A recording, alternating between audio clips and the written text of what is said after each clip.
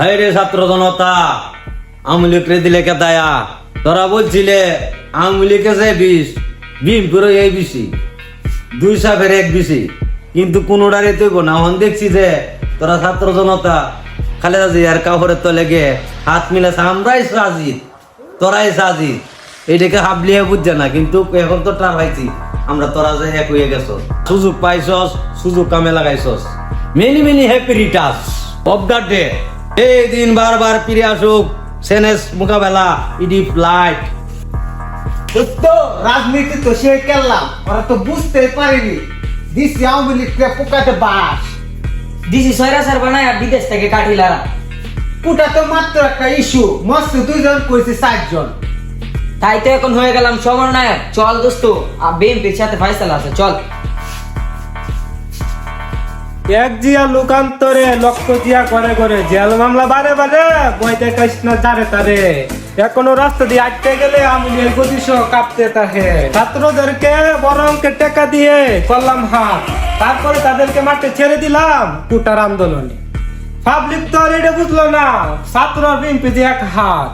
তাই তো এখন সময় এসেছে তা ছাত্রদের সাথে করবো সমালোচনা। ও ফাইট টু ফাইট। হ্যালো, কেমন আছে দোস্ত? ভালো আছে দোস্ত। করলাম মস্কারি হয়ে গেল রাজনীতি। দোস্ত এটাকে বলে বিএনপির ক্যারিং কিলিং। দোস্ত হুঁশিয়ার, একটা কথা টার্গেটই লাগবে। এখন থেকে কোন সংবিধানে আওয়ামী লীগের নাম যাতে না আসে। জাস্ট এখন থেকে খেয়াল রাখবি আওয়ামী লীগের বাম হাত যাতে বাংলাদেশে না ঢুকতে পারে, ঠিক আছে? চিন্তা করিস না দোস্ত, যদি দুইটাই পরে তার লাগে হাওর প্রমাণ তৈরি আছে। যত ঝগড়া করি না কেন আমরা সব সময় এক থাকবো, ঠিক আছে? ঠিক আছে।